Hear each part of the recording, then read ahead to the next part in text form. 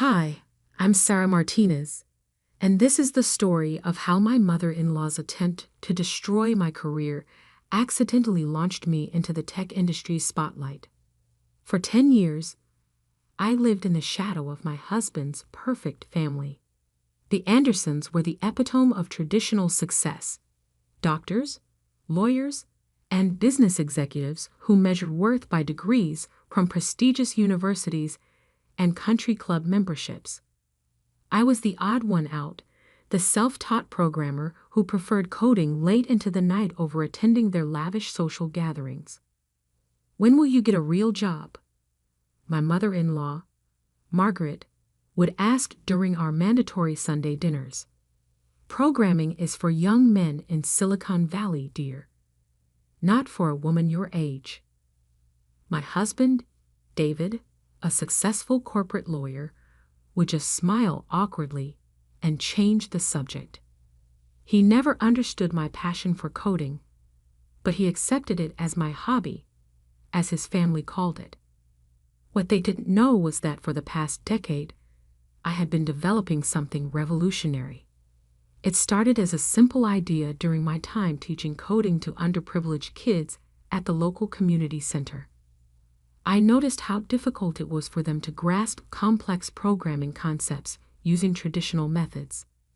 So I began developing an AI-powered educational platform that could adapt to each student's learning style, using gaming elements to teach everything from basic coding to advanced algorithms. I called it CodeMind. Every night, after my teaching job, I would work on my project. The core AI engine took 5 years to perfect. The educational modules took another 3. The gaming elements and user interface took 2 more years. It wasn't just code. It was my life's work, representing thousands of hours of research, testing, and refinement. I kept everything on my personal computer and an external hard drive, both in my home office. Yes, I should have had cloud backups, but I was paranoid about my ideas being stolen before I could patent them. The irony of that decision still haunts me. Last month, during one of her surprise visits, Margaret decided to help by cleaning my home office while I was teaching at the community center. When I returned home, something felt off. My computer had been moved, papers rearranged, and my external hard drive was missing. "Oh, that old thing," Margaret said when I frantically asked about it. "It was just gathering dust, so I deleted everything and threw it in the donation box. You should thank me. Your office looks much more presentable now." My world stopped. "You? What?" I whispered, feeling the room spin. "Mom was just trying to help," David said, looking up from his phone. "You've been wasting too much time on those computer games anyway.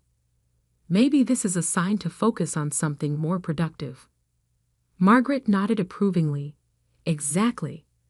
Now you can focus on starting a family. That's what a woman your age should be thinking about." I stood there, trembling, as 10 years of work vanished in an instant.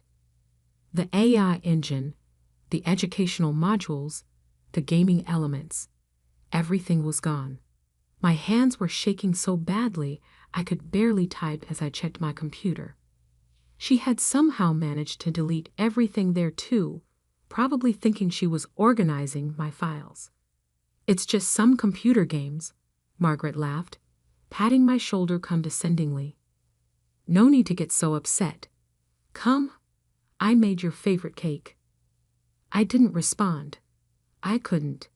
Instead, I walked quietly to my car and drove to the one place I knew I could think clearly: the community center, where I taught coding. What Margaret didn't know was that 3 days earlier, I had finally submitted CodeMind for patent review. What she didn't know was that I had sent a demonstration video to several major tech companies. What she didn't know was that I had received an email that morning from Microsoft's head of educational technology. As I sat in my empty classroom, surrounded by the computers where my students learned to code, I made 3 phone calls. The first was to my patent attorney. The second was to a data recovery specialist I knew from my teaching days. And the third was to a number I never expected to use, given to me just that morning in a confidential email. "Hello, this is Sarah Martinez," I said quietly into the phone. "Yes, I received your email about CodeMind. No, I'm afraid I can't send you the current build, but I think you'll be very interested in what happened to it. How soon can we meet?" The next 3 days would change everything, not just for me, but for the entire Anderson family and their understanding of what a real job looks like. Margaret wanted me to focus on something more productive. Fine. She thought programming was just for young men in Silicon Valley. Perfect. She believed she had destroyed my computer games. Oh, she had no idea what she had actually done. By the time Microsoft's CEO walked into our living room 3 days later, the Andersons would learn exactly what they had tried to destroy and what it would cost them. The next 3 days were a blur of activity that the Andersons completely misinterpreted. While Margaret smugly told her country club friends how she'd finally helped me break my computer game addiction, I was setting everything in motion. The data recovery specialist, Jin, worked miracles. "Deleted doesn't mean gone," he said, surrounded by equipment in his cramped office. "Your mother-in-law may have cleared the drives, but the base architecture is still there. We just need time." Time was something I had very little of. Microsoft's team was flying in to see the demonstration I'd promised them, but sometimes pressure creates diamonds. For 72 hours, I barely slept. Jin recovered about 60% of the code, enough to rebuild the core AI engine. My students from the community center, many now successful programmers themselves, came together in an incredible show of support. We worked in shifts, reconstructing modules, rewriting algorithms, piecing together years of work in days. "You taught us never to give up," said Maria, one of my first students, now a senior developer at Google. "We're not letting you give up either." The morning Microsoft was due to arrive, I finally went home to change. David and Margaret were having breakfast, discussing my breakdown over my lost game files. "I've scheduled her for an appointment with Dr. Peterson," Margaret was saying, stirring her tea. "He's an excellent therapist. This obsession with computers isn't healthy." "That won't be necessary," I said calmly, pouring myself coffee. "But you both should be here at 2 p.m. We're having company." "Oh," Margaret perked up. "Finally joining one of my charity committees?" I smiled. Something like that. At exactly 2 p.m., 3 black SUVs pulled up outside our house. David, who had stayed home out of concern for my mental state, watched in confusion as Microsoft's CEO, Sarah Thompson, walked up our driveway, followed by her executive team. "Mrs. Martinez," she said, shaking my hand warmly.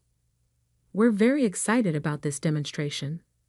Though I must admit, your email about recent events intrigued me even more than the original proposal." Margaret nearly dropped her teacup. I led everyone to my home office, now restored to its proper state. The recovered and rebuilt CodeMind was ready to go. But first, I had something to say.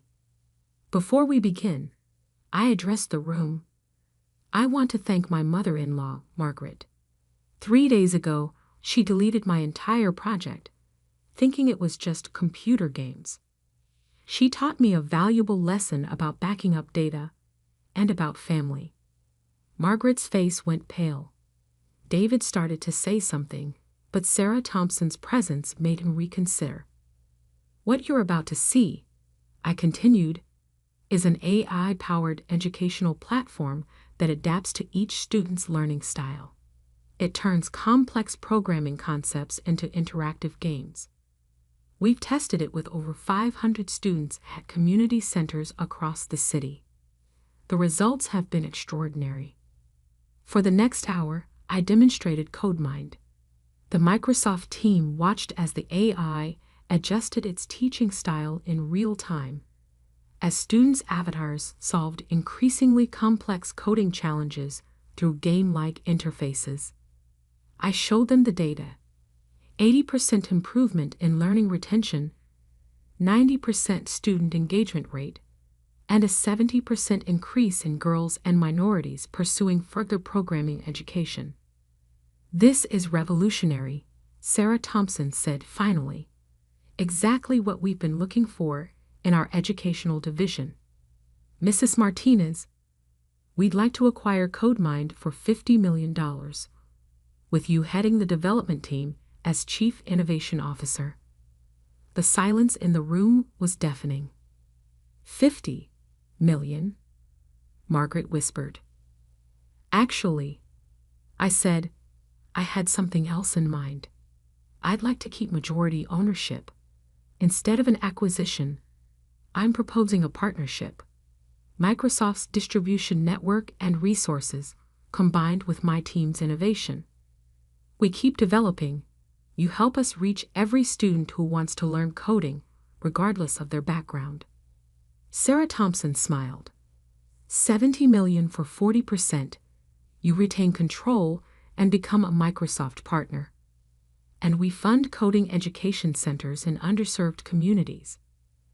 "Deal," I said. As contracts were being discussed, Margaret tried to backpedal. "Darling, I had no idea. I was just trying to help. You know I've always supported your career." "Save it," I said quietly. "But don't worry. I'm opening a coding education center right next to your country club. Free classes for everyone. And guess what? They're all going to be playing my computer games." The story spread through tech circles like wildfire. The woman whose mother-in-law deleted her life's work, only to have it rise from the ashes stronger than ever. Microsoft's stock rose 3% the day our partnership was announced. David moved out 3 months later, finally realizing we wanted very different things in life. Margaret still shows up at tech events, trying to claim credit for inspiring my success. I let her. Success, I've learned, is the best revenge. CodeMind is now used in schools and community centers worldwide. Every time I see a young girl realize she can code, every time I watch a student from a tough neighborhood discover their potential, I think about those 3 desperate days when everything seemed lost. Sometimes, people try to destroy what they don't understand, but they forget that programmers are really good at one thing: building something better from the crashes. Last week, I received an invitation to give the commencement speech at Margaret's alma mater. The topic? Women in Tech. Breaking barriers and breaking free. I accepted, of course. After all, I have quite a story to tell about how sometimes the best code comes from the worst crashes, and how the delete key isn't always the end. Sometimes it's just the beginning of a better program. As I write this from my new office overlooking Seattle, I can't help but smile. On my desk sits a frame with lines of code, the first program I ever wrote. Next to it stands an award for Most Innovative Educational Technology of the Year. And beside that, a small sign that reads, Error 404, Glass Ceiling Not Found. Because sometimes the best revenge isn't about getting even. It's about getting ahead and bringing others with you. That's a program worth running.